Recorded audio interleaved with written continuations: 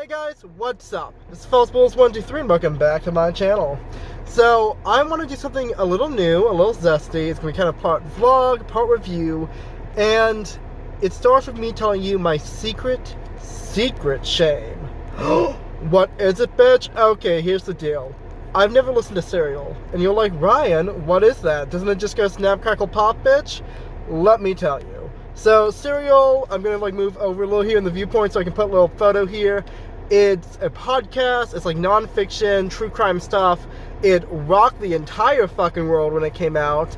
And it's basically the progenitor to a lot of my favorite podcasts out there, like the Black Tapes and shit like that. You know, it was the biggest thing, like name brand podcast, and I've never listened to it, which would be fine if I wasn't someone who has done a lot of research and knowledge and talking about podcasts. Hence my secret shame. So, mostly just because all the other videos I'm doing are kind of in production hell, and I just want to do something that's kind of quick and easy and fun. We're doing kind of like a vlog review of it. And so, that's the tea, that's the shit, let's get into it. So I realized that maybe I didn't explain what Serial actually is that well. So here's a clip from a different take of the intro. Year of audio dramas and docuseries. And the docuseries, which is a documentary, like a TV show, a series, you get it. The big one was called Serial. S-E-R-I-A-L. It was made by NPR, it was produced with, like, Ira Glass, and had, like, some of the people from My American Life, you know, like, peak podcast, peak... It was big. It's probably one of the most well-known and profitable podcasts of all time. So, what I'm going to try to do, since there's, like, 13 episodes for the first season, is listen to 2 episodes per day. And, like I said, it's going to be kind of a vlog style, so we're going to, like, you know, have just kind of sit down things like this. I might talk about my day a little bit in between segments. And I'm also, like, trying to find some 9 to 5 stuff, because I've been doing a lot of catering this year. So, fun fact, a little info on Meezies. That's what people like vlogs for, right? Knowing my dirty little secrets. Ugh. So, first 2 episodes. What is Serial even about, Ryan? I said it was a documentary, a docuseries. Basically, it's following a murder investigation for this guy named Adnan Syed, who is a Pakistani immigrant. He was dating this girl named Hyman Lee. They broke up, and about 6 months later, she's found dead in the woods. And the cops are like, well, the boyfriend did it. Well, like her ex-boyfriend, but you get it. And so they start doing this whole investigation. They start looking around, and then 15 years later, this reporter, like the mom or somebody else, says, oh, hey, can you look into this? You know what I mean? Like, this has been all this stuff that just doesn't quite fit, that doesn't seem quite right, and, you know, maybe you'll find something. And so, I guess here's my first thoughts, right? Listening to Serial, listening to just, like, all the way that she says things, the way it's produced, it really does harken back to, like, a lot of things I loved about the Black Tapes podcast, which was very heavily inspired by this one. And so, listening to this, I'm noticing all of these things that seem really familiar because of just how influential it was to podcasting. Because it wasn't just the Black Tapes. It was Limetown, it was Small Town Horror, it was probably 15 other podcasts that and audio dramas that were, like, really big around 2015, 2016 that got produced. And so, first, the formatting feels so familiar, so on point at this time. And then the second thing I'm really noticing with these 2 podcast episodes I'm listening to is kind of this skepticism-belief dichotomy, which I love. It's one of the things that makes me just love the X-Files. It's one of the things that made me really like the audio dramas that was inspired by this podcast. And so, it's basically like, yeah, he's convicted. He's in prison for like 15 years. The police think they did it. The judge thinks he's done it. But everyone else you talk to, they're like, but did he though? So, let's kind of like go through the episodes one by one. Listen to the first 2. So, the first one is called The Alibi. It's about an hour long. And it's basically just going through, you know, what is his alibi? And so, basically, at the time, he says, you know, I don't really remember. This was 15 years ago. Literally, like, think about something you did 6 months ago. Tell me what you did that day. You know what I mean? And so, he kind of goes just like is really generic. He was like probably at soccer practice or something. And so they go into like everyone else's like testimony.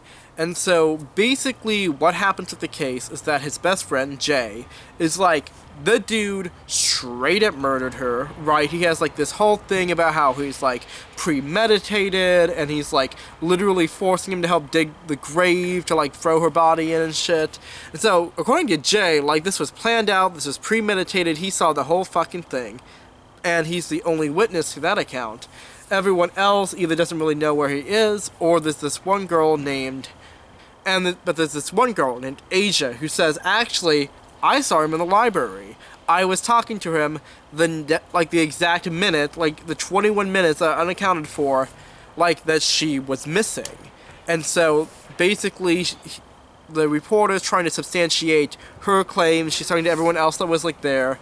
And it's kind of confusing because, yeah, the prosecutor knew about Asia, knew about the letters she wrote to him, knew about the affidavit she gave saying, yeah, I was there, I'm the alibi, I saw him, but she never used him in the court case. And so it's kind of like this whole kerfuffle, because it's basically Jay's warrant against Asia.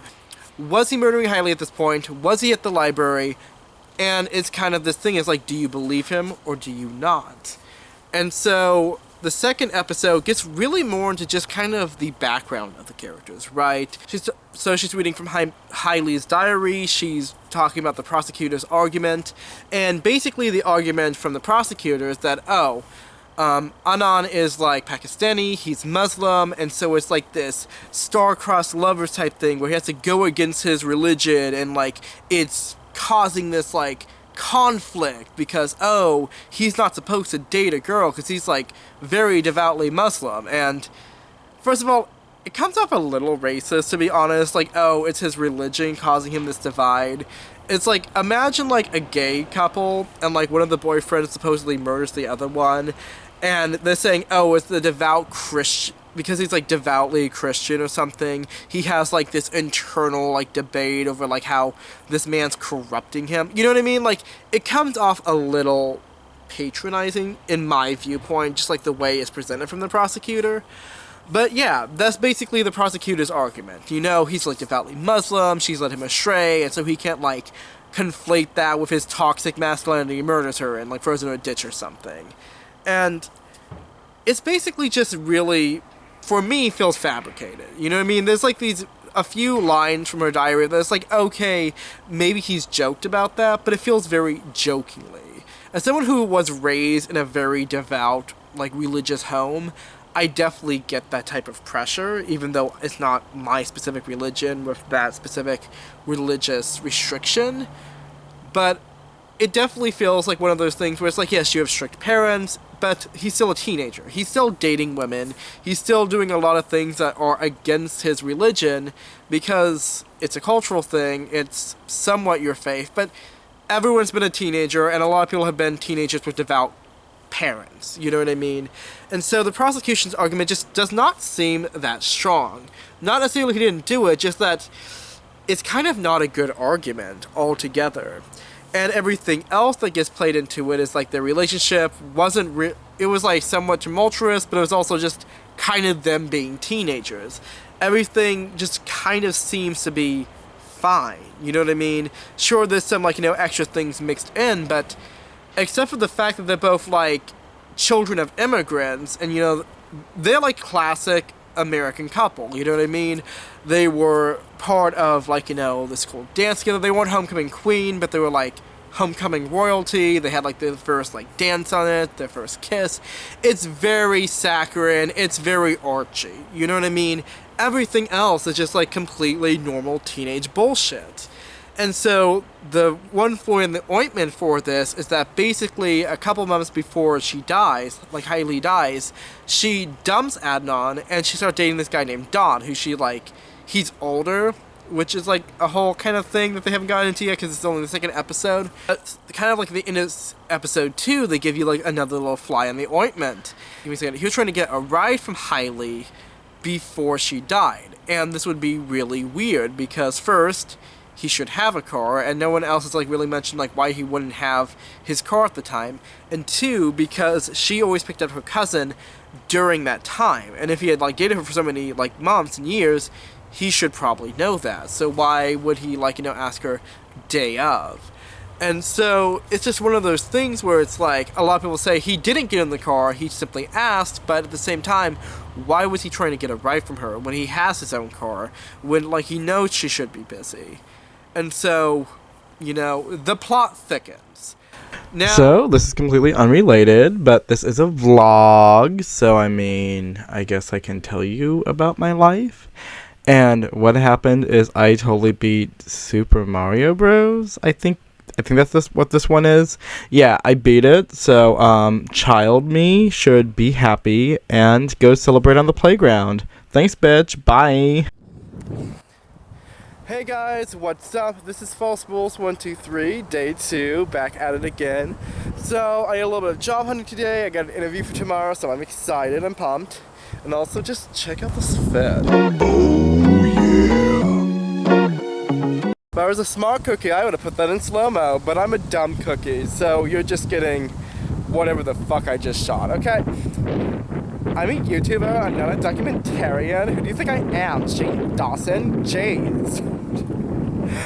So, episode 3 is called Leaking Park, but everyone there calls it Lincoln Park, because, like, of course they do. Who the fuck wants to be calling something Leaky Park?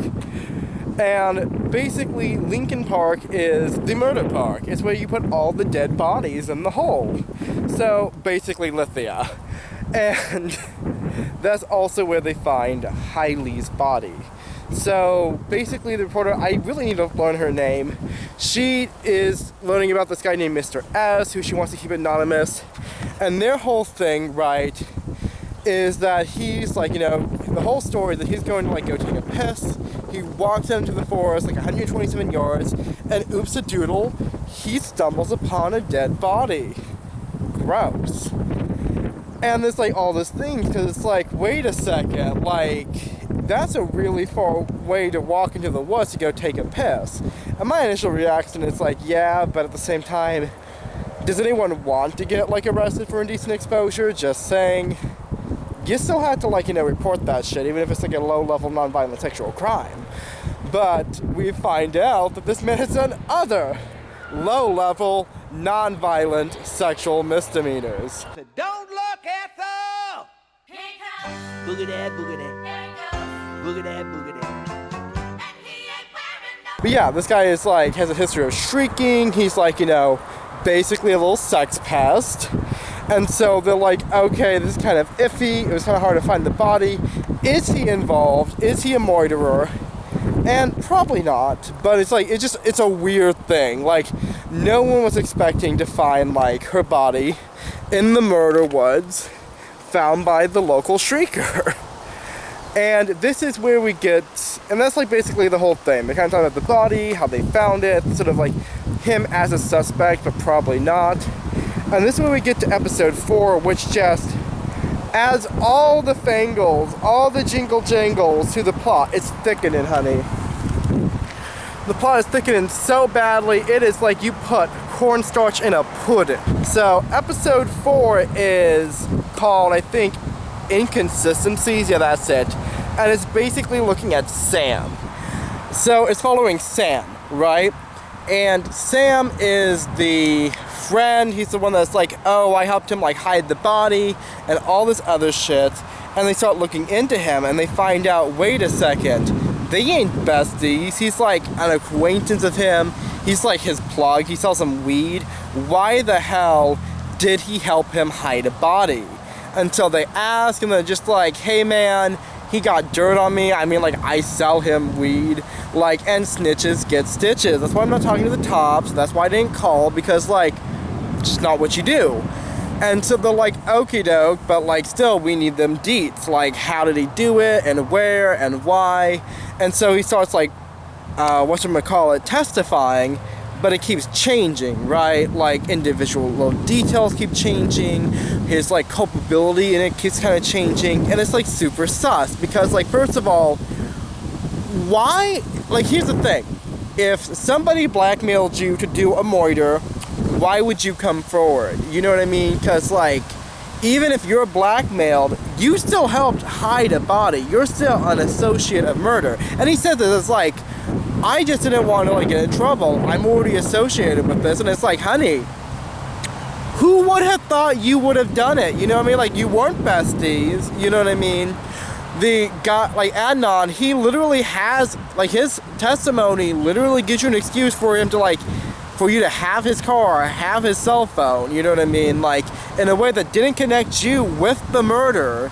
Like, no one would have said anything if, like, no one would have thought of him. No one would have said anything if you hadn't opened your mouth. So, like, why are you testifying? And why do you keep changing your story? You know, like, why not just keep silent? So you probably noticed that the wind is getting a lot louder in this clip, and it kind of cuts out near the end. Basically, the last thing that happens in this episode is just that there's an anonymous call. Somebody calls in and says, hey, go check out the ex-boyfriend, and that's how the police initially look into Adnan, which is kind of sus, kind of weird. So, let's move on to day 3. Hey guys, what's up? So this is day 3. I have not one, but 2, like, prospective job interviews today. So starting the morning off right, I guess. I'm really excited. The only thing I'm a little concerned about, it's like, I don't know, like, is this shirt too casual? Like, I love this flannel. I bought this at Walmart last year during the winter. And it's like, for me, it says it's fun, it's cute, it's cozy. It's like, it's saying, like, late fall, early winter vibes. It's saying apple cider donuts. But it's not, like, being aggressive about it. You know what I mean? Like, I don't really have that many flannels that aren't, like, boom, bitch. I'm just saying, I've never had a plaid that feels like a gingham. You know what I mean? Emotionally. Yeah, so I'm gonna get myself something to eat real quick. I've been trying not to spend money, but I think I can spring for, like, a Bambaretto. And, yeah, that's just gonna be the end of it. So, yeah.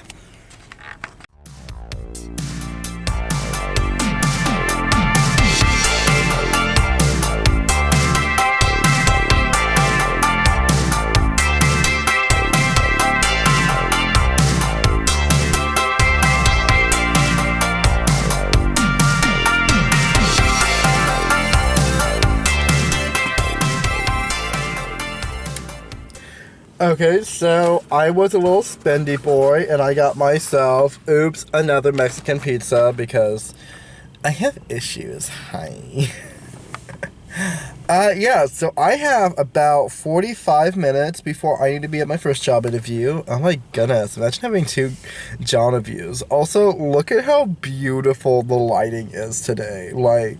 Perfect, you're beautiful, you look like Linda Evangelista, you're a model. My pores, gigantic, but you cannot tell on camera. Like, I look like hot shit, and the whole, like, white balance here is just so sexy. Anyway, I'm going to listen to the first episode while I'm eating my breakfast, and, yeah, I will let you know throughout the day what happens in the wide world of cereal. So my actual spoken dialogue for this clip is a hot mess, so I just decided to dub over it. Sorry for people that have sensory issues regarding that specific thing. Basically, I'm like, hey, I had 2 job interviews, I thought they went really well. Also, one of the companies gave me a loaf of bread. That's really cool. I like bread. And then I basically apologize for some of the composition issues, or at least the fact that I'm filming this entire day in, like, the car with me wearing the same shirt. And a big part of that was that I was originally going to film in the park, but a lot of unhoused people sleep in the park in the mornings, and I just didn't want to be rude and wake people up and just make their lives even more shitty. And I basically end this with talking about me going to Kinko's, because I was going to print more resumes. Spoiler alert, I actually get a job 2 days later. It's the company that gives me the bread, so I now have a bunch of resumes that I don't actually need at the moment. Yay! Hey guys, it's Ameezy's. So I decided to bite the bullet. I'm like, okay, let's go someplace cute. So I went to Bear Creek, which is just like a park that's in my town. And I realized that I really need to buy like a little stand to hold my phone because my arms get tired. So I just got done with listening to episode 5, which is basically the timeline. So we're going over, little bug, we're going over Jay's testimony, we're going over kind of like what the prosecution is saying that like their thing is, right? You get it. And so first of all, we have kind of like three periods of time that we're like kind of dealing with. From the time that school gets out and Haley is supposedly murdered, the time between that and his alibi at track practice, and the time afterwards where they're burying the body. And the prosecution, they're being slick. They're being slick. And they're like, hey, look at this. We have all these call logs, and they all match up. And this proves, basically, that, like, Jay's telling the truth, even though he, like, has changed his story, like, 50,000 times. So the first one is, like, this 21-minute period, right? Between school letting out and him supposedly dumping Haley's corpse in, like, the trunk, right? And so they, like, speed run it, they time it to see, hey, is this even possible? And the answer is basically, but not likely. They managed to do it in 22 minutes. Prosecution said he did it in 21 minutes. But, like, when I say speed run, I meant speed run. I meant, like, directly there, do not stop, go, do not collect $200. And then they go into the sort of second phase of the timeline, right? Because Jay says that before track meet, basically, they just kind of trolled around, they went to the park, they smoked a blunt, but then it gets kind of wrinkly because they can't get back to the school until 4:45, like with the supposed timeline that Jake gives initially. And the thing is that the track meet starts at 4, and it would have been a big thing if, like, you know, they were late. So it doesn't make sense for his alibi, or even like him to be there to get that alibi, for them to do all the things that Jay mentions, of them just kind of like pilfering about in a car with like the body in it, which is already kind of weird. Like, why would you just go and like run around anyway afterwards? But it's kind of also interesting because there's this very specific moment that Jay talks about at the beginning where they go to this park by these cliffs and they smoke a blunt and they're just like, c'est la guerre, murder is a dish best served cold. I don't even fucking know, right? They have like this little emo indie chat about like dead bodies and shit in this park, like cinematic, like it's a moment, it's a vibe. But then he like doesn't bring it up in like his later things. He like leaves that little blunt to smoke and trip out. And it's such a specific tiny thing. Sorry, it's like such a specific, like vivid memory that it's like you wouldn't mix that up with another day. That either happened or it didn't, and why would Jay purposely have like this specific moment in there? You know what I mean? So for most of this video, I'm actually pretty coherent, but these next two segments kind of just ran away with me. I apparently filmed about an entire hour of just improv, ad-lib, whatever on these two episodes, so I'm trying to cut it down where I can. Basically, what I'm saying for the next 20 minutes is as follows. So the third segment deals with the period of time after practice where they are hanging out at one of Jay's friends' houses, and eventually they go hide Hailey Min's body in Lincoln Park. And the prosecution has to sort of smoking gun with the cell tower data, because they get all the cell towers they ping off of, and it's supposed to be this big gotcha, but one, it's kind of hard to be, ooh, gotcha, when so much of this is based off of several changing details in Jay's story, and so they're acting like Jay has told the same story from the beginning, when in reality it's changed by a lot of really small details, and you can't prove anything depending on like which version that you like, you know, heard him say to you. The other big issue, the one I find to be very interesting in tone and scope and detail, is that all of these moments are like graphed, like geographically you see these towers being pinged in chronological order towards Lincoln Park and back, but all of these pings are coming from outgoing calls from Adnan's phone. And I just find it really weird that for someone who's supposedly hiding a body to be doing outgoing calls. Even if somebody does not know about cell towers or they didn't think that data would have been collected, why would you be calling anyone while you're hiding a body? Why would you be leaving any sort of breadcrumb trail at the time? Who would you need to call so damn badly while you're hiding a body? You know, who? And so, it's one of those things that I never feel like was properly answered. But let's get on to the next episode.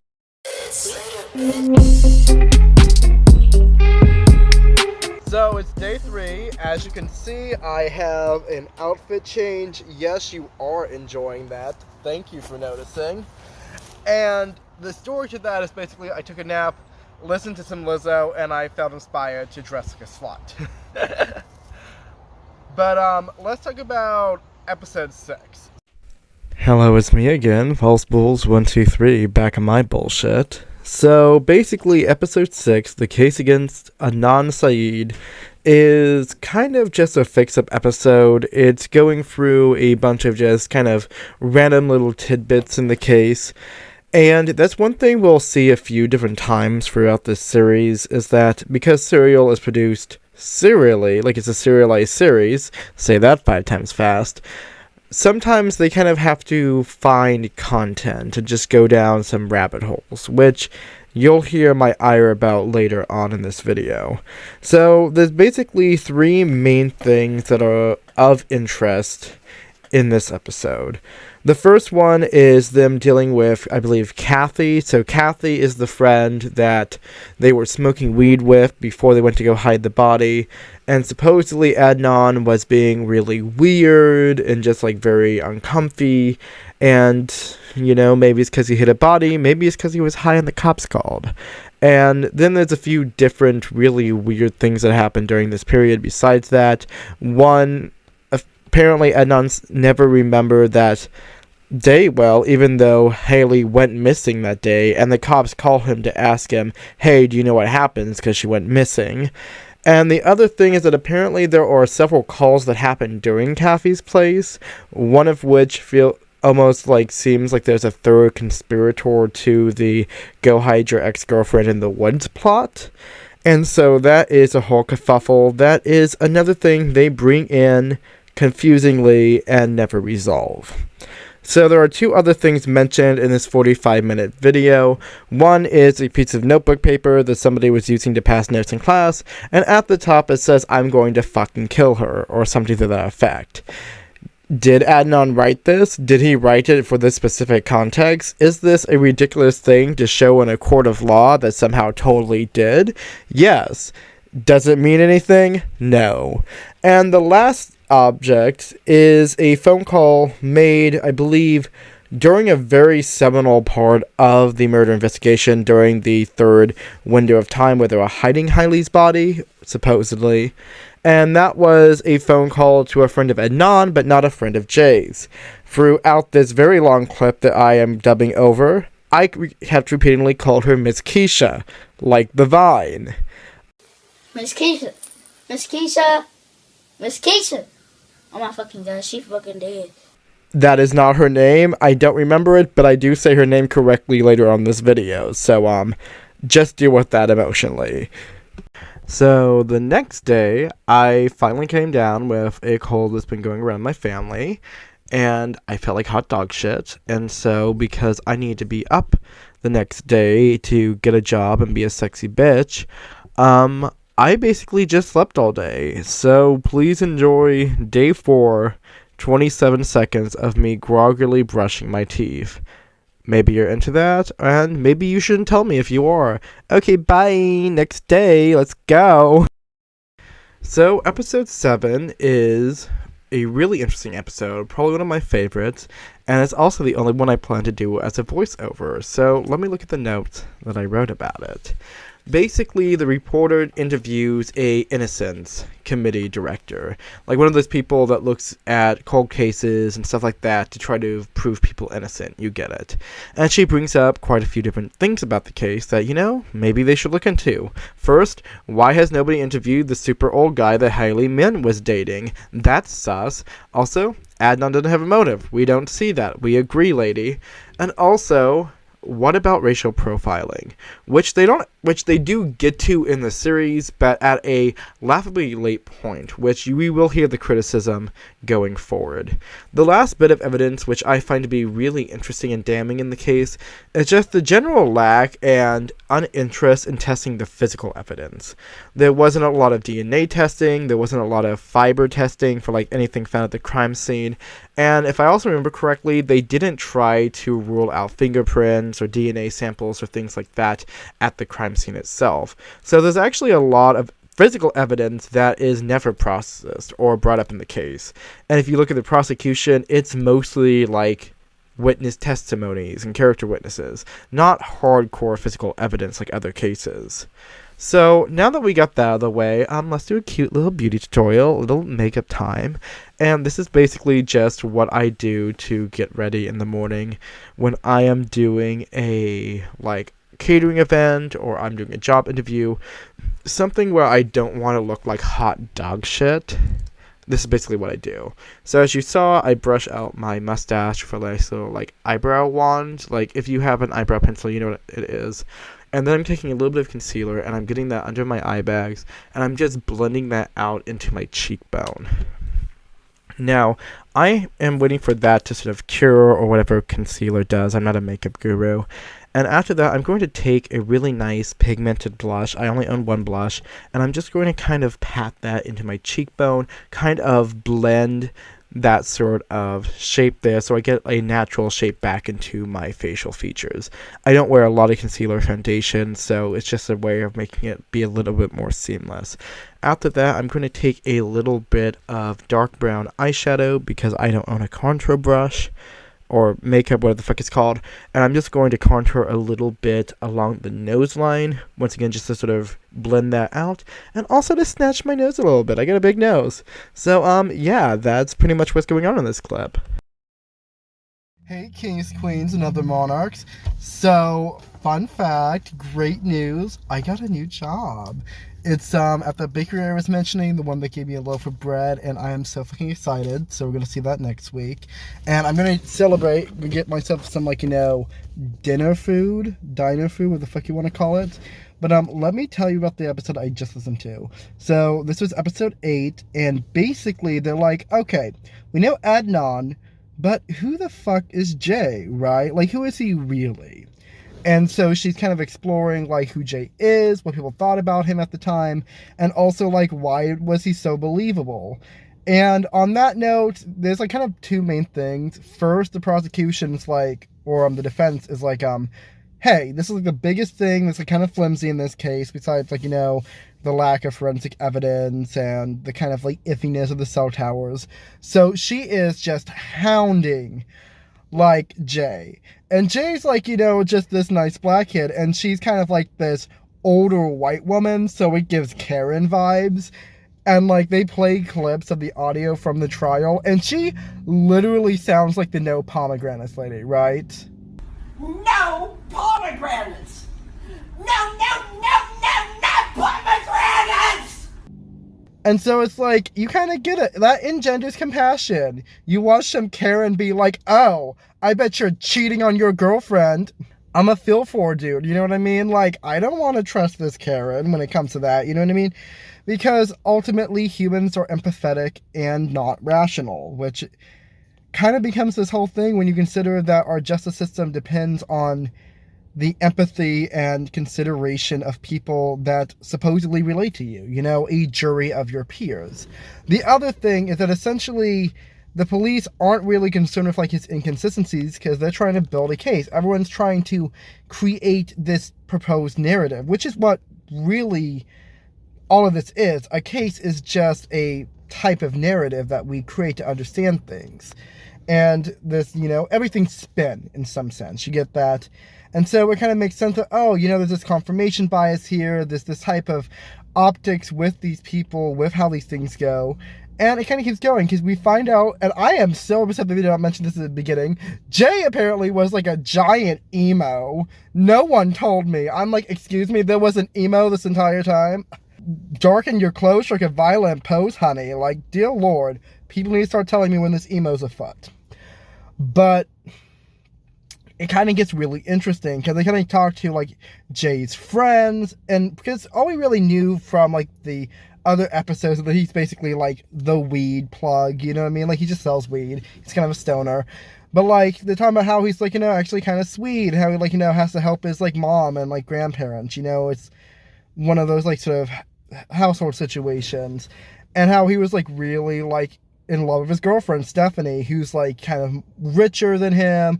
She's in the AP classes and all that. And so, like, that's how he knows all these, like, you know, honor roll kids. And apparently, according to, like, the friends, because they got, like, you know, a piece of the story, too. I don't know if it was, like, ever in trial, but that's just kind of, like, what they had heard about, what Jay had told them, is that apparently Adnan was threatening to hurt Stephanie, like, his girlfriend. And so he was like, yeah, I'm going to protect my, like, girl, you know what I mean? And now it, like, definitely makes sense why Jay is doing this, why Jay is making sure that he's protecting, like, you know, he's protecting his girlfriend, he's protecting himself, he's protecting his friends. And so it makes sense why he's doing this, it makes sense why he's confessing, but then it kind of goes back to Adnan, because, like, he didn't have, like, what motive does he really have? Because from everything we've been hearing about this man, everything we're seeing, he's either, like, you know, this Machiavellian psychopath that has this secret Norman Bates dark side, or there's something missing here. But it doesn't I don't understand why, you know what I mean? So it's just, you have these two different people that seem very credible. It makes sense why they would do these things. And Adnan doesn't testify, like, either apparently at his trial or Jay's trial to, like, you know, defend himself. And Jay, I think, gets community service or something. He doesn't actually get jailed for it, which, honestly, like, for me, like, if everything he's saying is true, like, I'm happy for that, you know what I mean? But literally, every single fucking episode, this shit thickens. And I am literally going to go gaga for, like, the rest of this freaking show.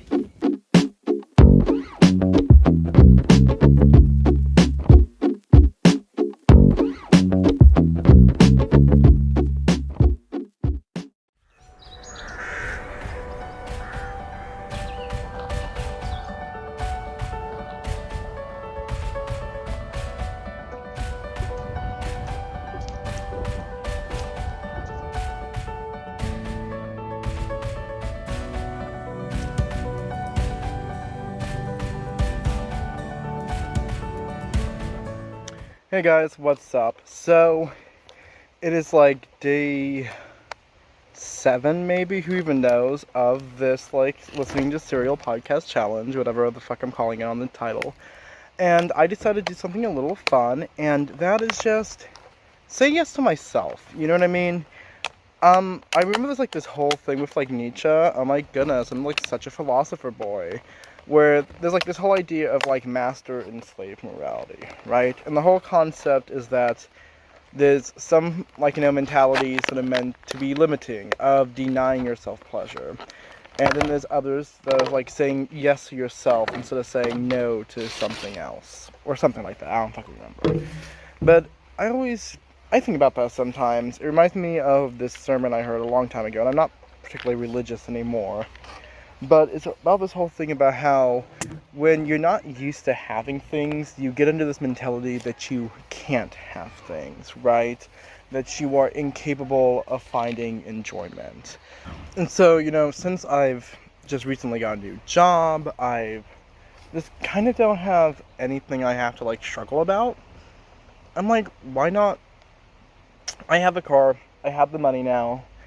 I'm going to do something nice for myself. I'm going to treat myself. I'm going to say yes to myself. And so I just had kind of like a leisurely, like, day trip. I'm obviously having a little picnic lunch. And I always think it's really fascinating how it's more expensive to go to the grocery store and get a deli sandwich and get a cola and get a bag of chips. But there's something so satisfying about those purchases, about that sort of, I don't know, picnic in the park vibe that I've always found to be really satisfying. And this is a frosty orange soda. Okay, it's an orange soda. But I guess what we should talk about now, of course, is episode 8. Sorry, episode 9. It's episode 9, that's it. Episode 9, there's not really a lot that's happening, I guess. There's a few new things to the whole Moiter situation. So, one of the interviews, like one of these like random friends of a friend, they're like, oh, I used to be there all the time. There was no payphone at the Best Buy. And the whole Best Buy thing was always really iffy anyway, so it's like, okay, there's definitely something not quite right about that part of the story. But if there is no payphone and that part of it is not true, then it opens up a lot of other questions. And the other thing is that Hay was planning on being at a wrestling game, like later on the day after she had picked up her cousin. So there's just like that whole sort of thing there. Overall, like, investigation case-wise, this episode is kind of light. You know what I mean? There's not really much going on in that regards. The main focus of the episode is kind of like, what was it like to be Adnan, like, after this happened? Like, early trial days. What it was like being in jail before the trial, the letters he wrote, how he, like, reacted to her death, that type of thing. And it's kind of a human, like, characterization moment. One of the things about documentaries is that you always need to have some sort of narrative pull and generally an emotional focus. And so I think it's really interesting as we get to this sort of like middle level that we're spending a little bit more time sort of characterizing things, humanizing it, putting more of a face to all of these bits of minutia that this case has taken on. And so I am going to be really interested to see how the last 3 episodes happen, but until then, I'm going to enjoy my lunch. Now please enjoy this brief intermission.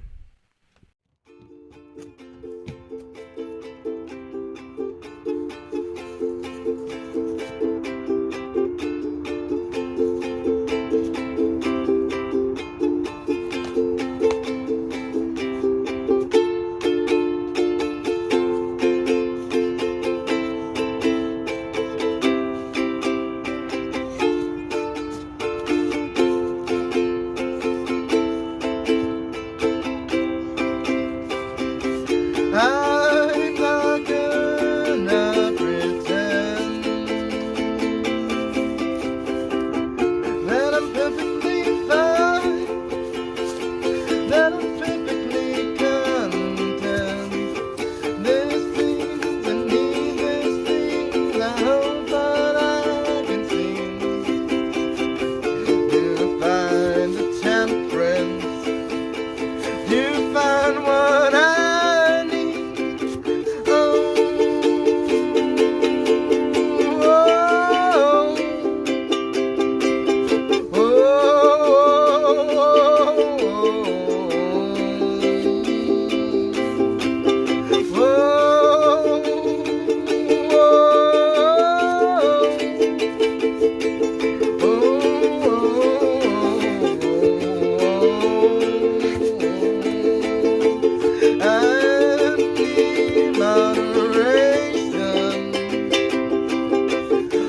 temperance, dear, can't you give me a bit of modesty? Oh, I don't need more temptation. I just need to be happy. Stoicism tells me everything is fine. Don't sweat the little things, only tell just what you need. Take just what is mine. Look inside and tell me what you need. Oh,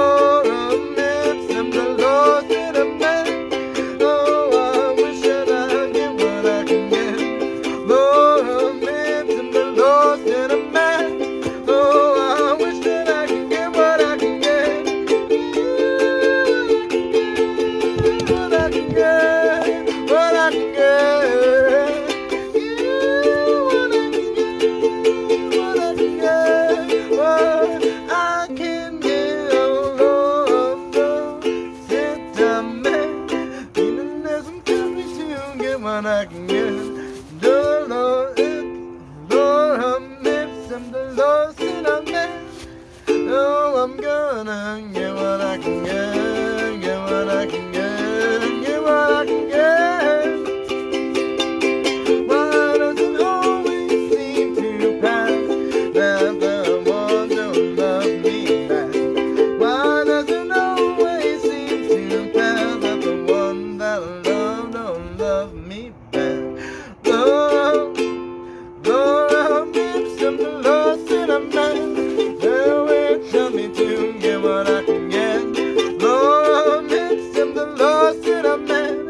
Oh, I always seem to get what I get what I get what I get. I came in like a wrecking ball.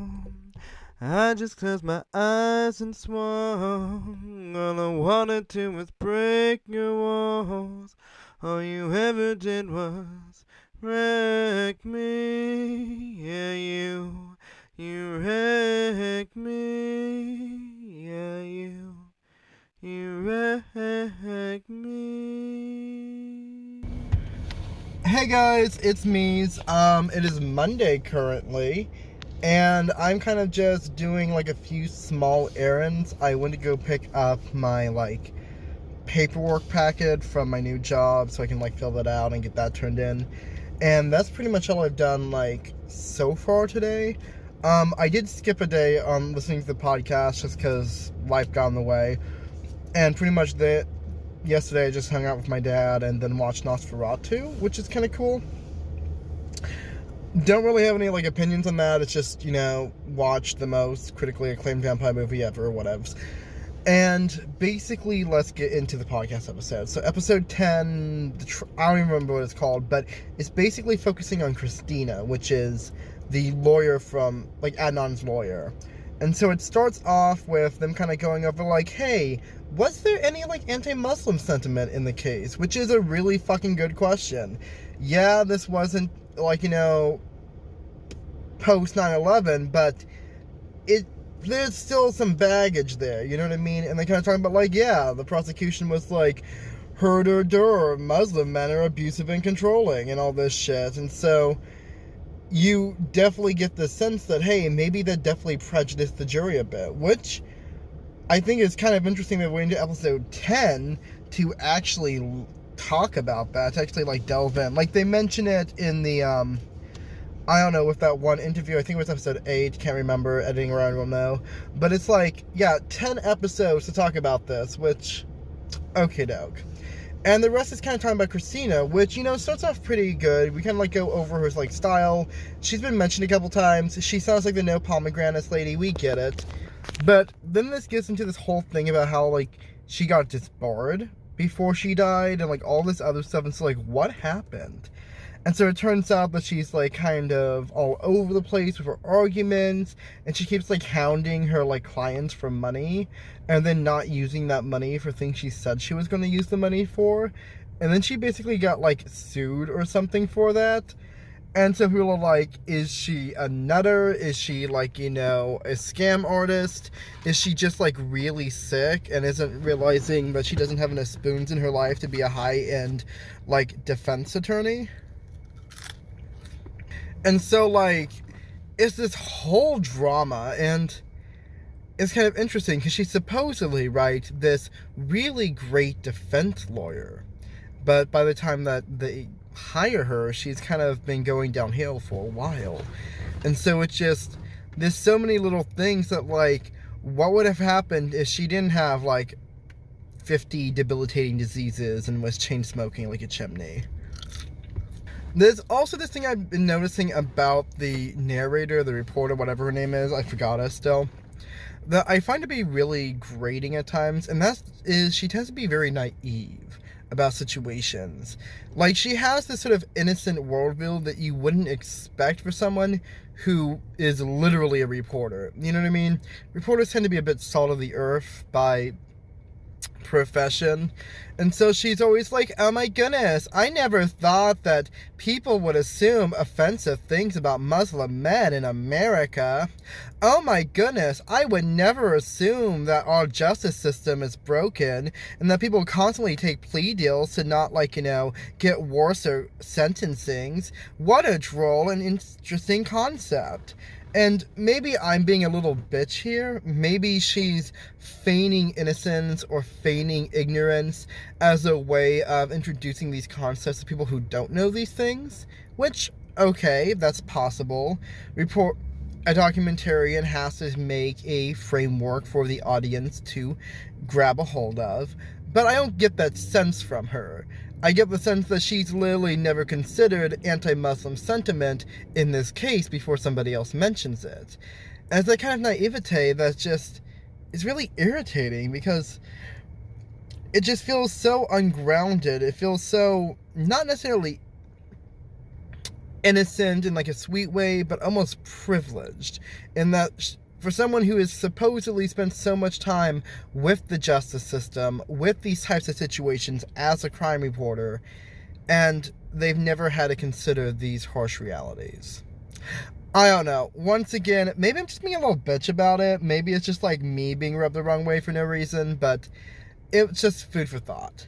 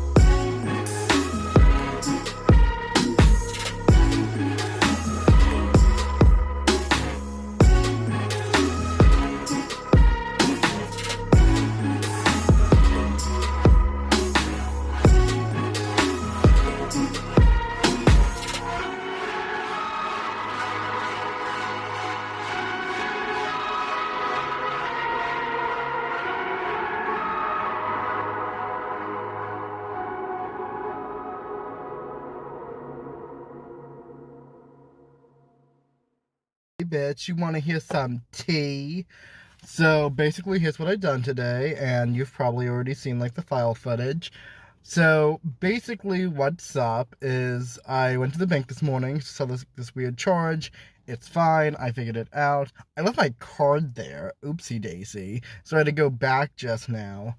And like you saw before, I just kind of cleaned my room today while listening to episode 11. And since I don't really have anything better to talk about at the moment, let's talk about episode 11. Oh my goodness. I know, we're almost finished. We have 2 more episodes. One episode is the season finale, and one is like a... You know that thing in like a dating show where like a year later they come back and they're basically like, yeah, we all broke up, everyone's an asshole, and also I have like 10 million views on Instagram? Yeah, it's basically like that. Anyway, so episode 11. It starts out, so the episode's called Rumors, and it basically starts out with, like, the reporter whose name I don't remember, getting the skinny on, like, what's Adnan's deal? Like, how did his, like, mosque family feel about him? And pretty much she's just raking the fucking mud. She's just like, oh my goodness, what's the tea, sis? Spill it. She said it exactly like that. And it turns out that the thesis, spell it, is that one time he stole money from like the Taif box, but they're Muslims, so they call it something different. And that's it. And she's like, oh my goodness, did you do this? I'm trying to like twirl my hair, but I don't have the hairstyle for that. Like, oh my goodness, did you like steal money? And he's like, why are you like digging in like my fucking like, like past? Like, why are you raking this mud, queen? I thought we were going to talk about like, this case. I thought we were going to talk about like all this stuff. But y'all just being a little filthy mud raker. Like, I'm sorry. How old is your newspaper? 'Cause it's yellow, honey. You get it. Basically. And she's like, oh my goodness, why would this man be upset that instead of solving his murder case, I'm just digging in his past to find shit to like talk to him about? And imagine that happening. So he's like rightfully pissed. I'm like, yeah, I would expect to be. This is a waste of our time. And then she basically pulls a Shane Dawson and she's like, what even is a psychopath? Oh my goodness. Do you think he had post-traumatic amnesia from killing Hayley Lynn like the little bitch he is? And at this point of the documentary, I'm kind of realizing that the endgame wasn't really that well planned out. And I don't want to be a little bitch about it, but from the 5 documentaries that I have seen in my life, this is kind of thing where a documentary kind of has to have an ending. It kind of has to have a narrative arc to get us to some sort of conclusion. We need to feel something after listening to a documentary, right? That's the purpose. We're telling a nonfiction story from a unique perspective. And really, when it comes to cold cases, is how do you do it? What am I really going to take away from this docuseries that is impactful? Because that's the thing. She's not a cold case like Innocence Finder person. She's just a reporter. So, we're not learning anything new about the case. We're not going back and testing the evidence. We're not going back and finding like the key witness that's breaking this all down. This is not an investigation. It's simply an exploration. And so there's only so many different ways you can really explore this story. And that's kind of the thing is that, see, I know in like my little meta universe outside of 2014, that Adnan is eventually released from prison. That's all I know. That's all I've ever seen about it. I never looked into it because spoilers. And so I know that something will change in like the few years between the 12th and 13th episode. But there's nothing in there that can like really give me that emotional satisfaction. And so we're left with these like last couple episodes just kind of stirring paint. You know what I mean? I think I was trying to mix up stirring mud and watching paint dry, but we're just watching paint dry. We're going off on these little tangents, trying to kind of poke any more holes that we can, and there's really nothing left for us to look at. What is there that has really developed? And that's the thing, is that we really don't have anything that is developed. We've had a lot of explorations, we've had a lot of different lenses, we've looked for this case, but there hasn't really been anything that's changed. You know what I mean? And so I will be really interested to see how the 12th episode goes. Maybe I'll change my entire mind, but I feel like Serial started really strongly, it got me really invested, and it's just kind of been floundering near the end of it. And I think that's just a really interesting introspection on how we kind of forget the flaws of things that were really influential to the medium and to genres and to the meta-narrative of content creation. And I think it's also kind of a discussion of how like documentaries work and how a lot of times a documentary is such a unique genre that we don't really give a lot of, I guess, credit to when it really excels in its craft.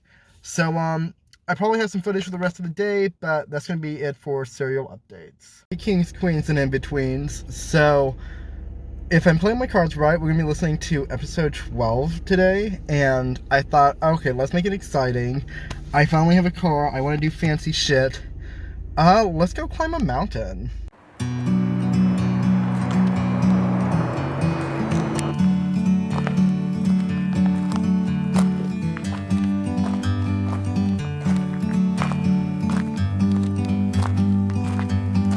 Bird on a tree,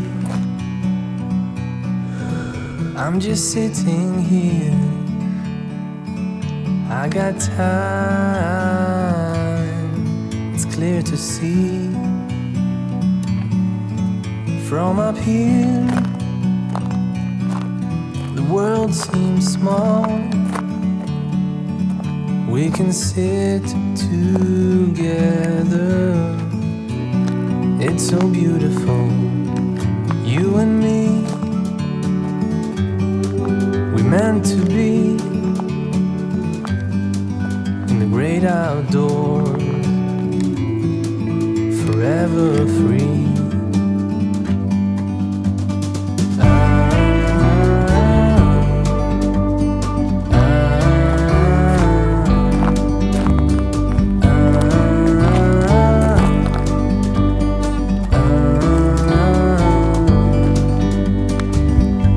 Sometimes you need to go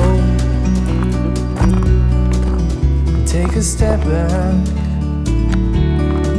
to see the truth around you. From a distance you can tell.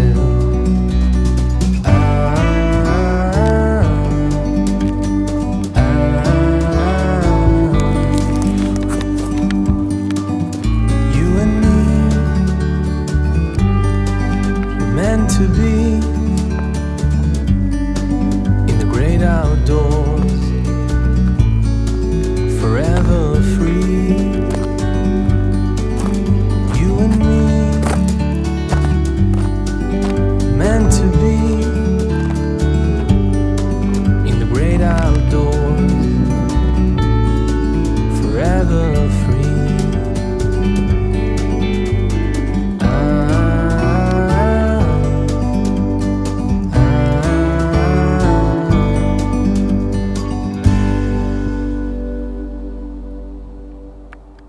So here I stand at the precipice of greatness. Behind me lies the Rogue Valley. So I just got finished listening to the season finale, which is episode 12. This doesn't include episode 13, which came out like later on, like, you know, after like shit went down. And it kind of just is, you know what I mean? It's a bunch of like rabbit holing, and then finally at the end they bring in the tiniest little bit of possibility. They talk to Don finally, you know, after how many weeks he's been suspicious. He leads nowhere. They talk to this guy named Josh, who's a friend of Jay's. They talk more about some phone calls. Maybe the Best Buy did have a payphone, and her name, who is Nisha, not Keisha. Apparently that might have been a butt dial, you know, maybe it was just ringing unanswered, and that was the answer. And it's pretty much just unsatisfying. Literally in the last 15 minutes, they bring in this idea that maybe, just maybe, there actually was a serial killer, like, in the entire area that, like, might have been to blame. These are the types of things that should happen, like, halfway through. But they weren't. These things happened near the end, unsatisfactory. And maybe it's a case of Serial being a podcast that has to come out serially. You know, they have timelines, they have deadlines, and maybe that affects the way that they told this story. And maybe if we had a different format, if we had a different way of looking at this case that wasn't needed to be parceled out and incrementized, that we might have had a more satisfactory conclusion. And as I sit here listening to Serial, I think about how there is no point to this. This isn't like, you know, Cold Case Files, where they finally find the murderer after like 50,000 years. It's just a lot of muckraking. We've dug up a corpse, so to speak.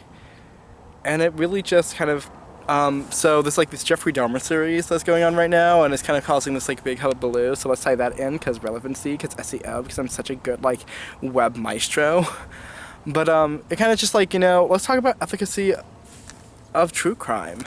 This, and I'm going to be like a cute little metaphor. So if you're looking out that way, this is the top of Table Rock.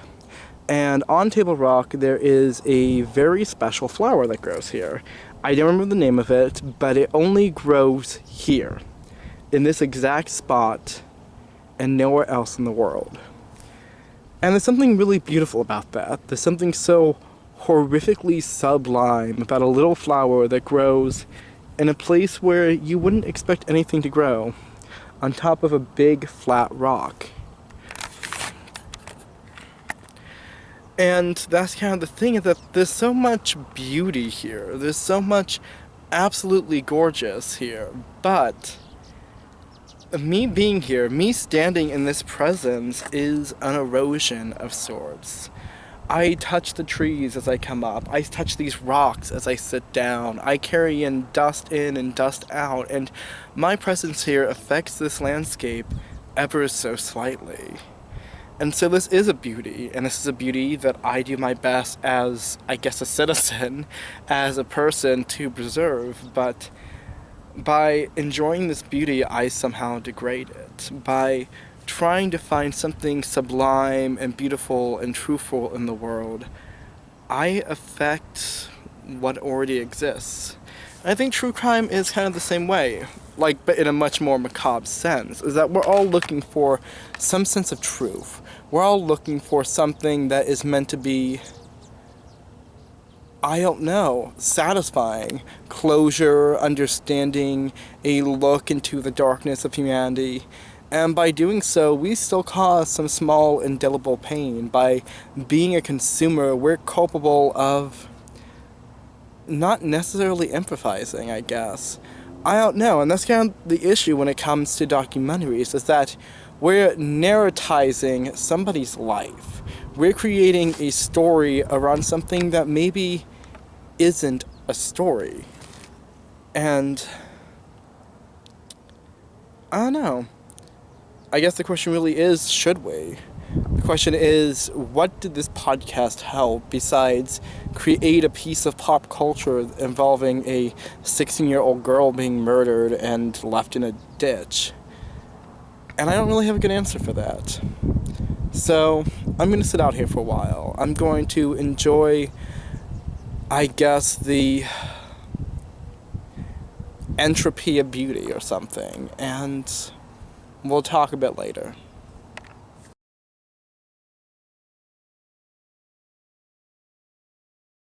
And it feels so unsatisfying, because these are the types of things that should have happened halfway through. These are the types, what the hell?